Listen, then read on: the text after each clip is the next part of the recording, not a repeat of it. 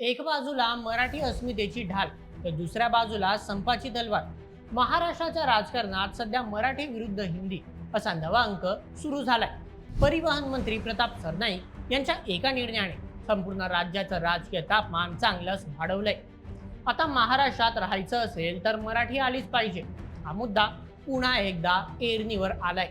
आता प्रत्येक रिक्षा आणि टॅक्सी चालकाला मराठी बोलणं बंधनकारक असणार आहे. पण या निर्णयावरून आता मुंबईच्या रस्त्यांवर वादाची ठिणगी पडली आहे. पण धक्कादायक गोष्ट म्हणजे या वादात आता मित्र शत्रू झालेत आणि शत्रू मित्र. शिंदे गटाच्या निर्णयाला मनसेचं समर्थन मिळतंय, पण पक्षातच कुरबुरी सुरू आहे. परिवहन मंत्र्यांच्या एका निर्णयाने राज्याच्या राजकारणात मोठी खळबळ उडवून दिली आहे. मुंबईमध्ये शिवसेना, शिंदे गट आणि मनसे कार्यकर्ते आमने सामने भिडले आहेत. सदावर्तेंच्या उडीमुळे या प्रकरणाला आता कोणतं नवं वळण मिळणार? टॅक्सी चालकांचा विरोध सरकारला नमवणार की मराठीचा डंका वाजवणार? हा वाद केवळ भाषेचा आहे की आगामी निवडणुकांचा गेम प्लॅन? तर चला या सर्व प्रश्नांची उत्तरे शोधून या संपूर्ण प्रकरणातील पडद्यामागचे सत्य अगदी सविस्तर पद्धतीने जाणून घेऊयात आजच्या व्हिडिओमध्ये. आजच्या बातमीचे लेखक आहे मेहुल मराठे. तर मित्रांनो, महाराष्ट्राच्या राजकारणात पुन्हा एकदा भाषेचा वणवा पेटलाय. निमित्त ठरलंय ते म्हणजे रिक्षा टॅक्सी चालकांसाठीचा एक नवा नियम आणि त्यातून उफाळून आलेला मराठी विरुद्ध अमराठी असा वाद. मराठी बोलता येत नसेल तर स्टेरिंग सोडा असा पवित्रा घेत मनसे आणि उद्धव बाळासाहेब ठाकरे गट आक्रमक झाला असताना दुसरीकडे हिंदी भाषिक टॅक्सी चालकांनी संपाचा इशारा दिलाय. विशेष म्हणजे सत्ताधारी शिंदे गटाच्या मंत्र्यांच्या या निर्णयाला स्वतःच्याच पक्षातून विरोध दर्शवला आहे. तर चला सविस्तर सांगतो. राज्याचे परिवहन मंत्री प्रताप सरनाईक यांनी राज्यातील ऑटो रिक्षा, टॅक्सी तसेच इतर सार्वजनिक वाहतूक वाहनांचे परवाने घेण्यासाठी वाहन चालकाला प्रवासीसोबत मराठीत संवाद साधणे अनिवार्य करण्याचा प्रस्ताव साधला होता. यासाठी महाराष्ट्र मोटर वाहन नियमांमध्ये काही सुधारणा करण्याचा निर्णय घेतला गेला. यानुसार वाहन चालकाला मराठी भाषेचे व्यावहारिक ज्ञान असणे बंधनकारक करण्यात आले. आता राज्य परिवहन आयुक्तांनी हा प्रस्ताव गृह विभागाकडे पाठवला असून पुढील प्रक्रिया सुरू करण्यात आली आहे. आता या नवीन नियमानुसार पब्लिक ट्रान्सपोर्ट वाहने चालवण्याची परवानगी देताना अर्जदार व्यक्तीच्या पार्श्वभूमीसोबतच मराठी भाषेतील व्यावहारिक ज्ञान तपासले जाईल आणि नंतरच परवानगी देण्यात येईल. याआधी महाराष्ट्रात 6 सीटर गाड्यांना मराठी भाषेचा हा नियम अनिवार्य होता. पण आता नव्या सुधारणेनुसार 6 पेक्षा कमी सीट असलेल्या वाहनांना देखील हा नियम कंपल्सरी करण्यात येणार आहे. पण आता याच प्रकरणाला एक मोठा राजकीय अँगल मिळाला आहे. कारण मुंबईमध्ये या मुद्द्यावरून मनसे आणि शिवसेना, शिंदे गटातील कार्यकर्ते आमने सामने आले आहेत. मुंबईच्या दहिसर भागात या प्रकरणावर मोठा राजकीय संघर्ष पाहायला मिळाला. शिंदे सेना आणि मनसे पक्षाचे कार्यकर्ते आमने सामने आले. त्यांच्यात घोषणाबाजी झाली, पण पोलिसांनी योग्य वेळ हस्तक्षेप करत परिस्थिती नियंत्रणात ठेवली. आता यामुळे शिवसेना, शिंदे गटात अंतर्गत मतभेद पाहायला मिळतोय. कारण शिंदे गटाचे उपनेते व माजी खासदार संजय निरुपम यांनी मराठी सक्तीला विरोध दर्शवला आहे. निरुपम यांनी दहिसरमध्ये टॅक्सी चालकांशी संवादाचा कार्यक्रम आयोजित केला होता.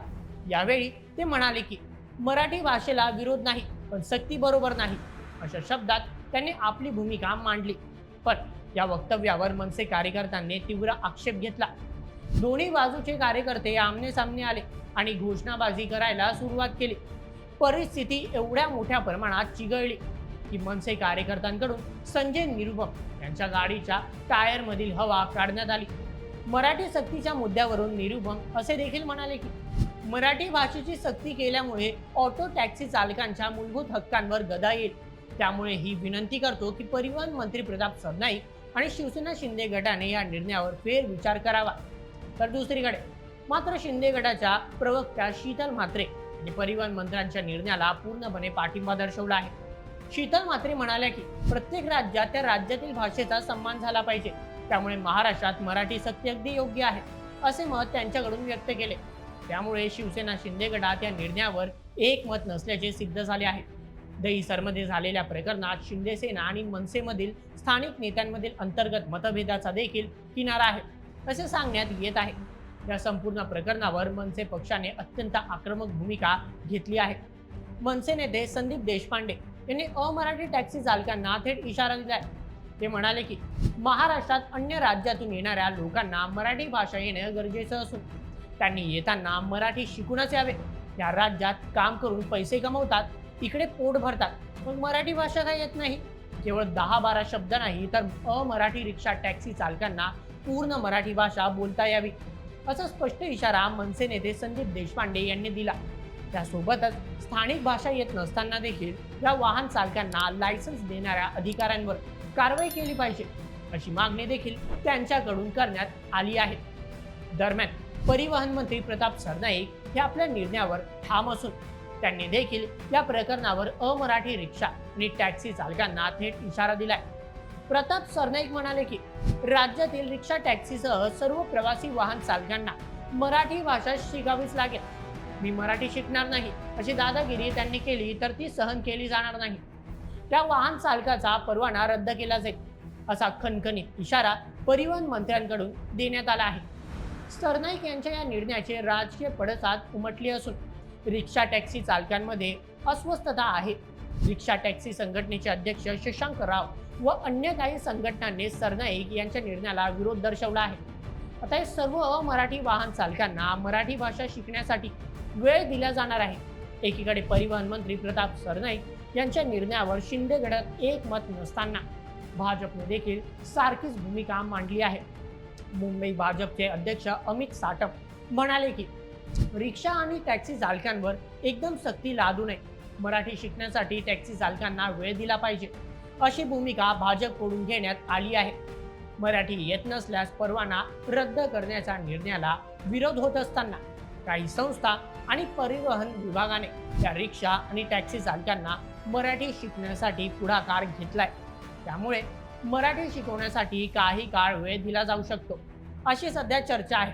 दरम्यान ॲडव्होकेट गुणरत्न सदावर्ते यांनी देखील या प्रकरणावर अत्यंत आक्रमक भूमिका मांडली आहे.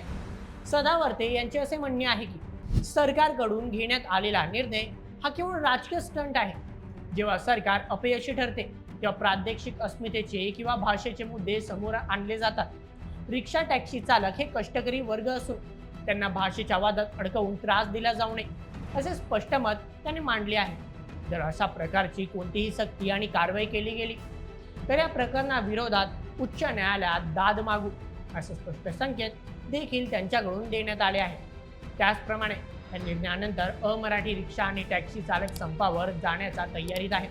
ते सर्व दिनांक 4 मे पासून बेमुदत संपावर जाणार असल्याचं सध्या सांगितलं जाते. या आंदोलकांनी पुढील दिशा ठरवण्यासाठी दिनांक 27 एप्रिल रोजी गोरेगाव येथे बैठक बोलावली आहे.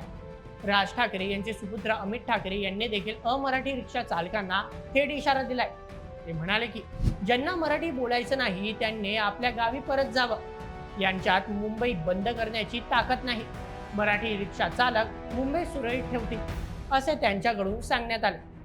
त्यामुळे आता पुन्हा एकदा संपूर्ण महाराष्ट्रात या प्रकरणाबद्दल विविध प्रतिक्रिया समोर येत आहेत. तर मित्रांनो, या संपूर्ण प्रकरणावर तुम्हाला काय वाटतं? परिवहन मंत्री प्रताप सरनाईक यांनी घेतलेला निर्णय योग्य आहे की अयोग्य? तुमचं मत आम्हाला कमेंटमध्ये नक्की सांगा आणि अशाच व्हिडिओसाठी सबस्क्राईब करा बोल MH आपल्या YouTube चॅनलला. धन्यवाद.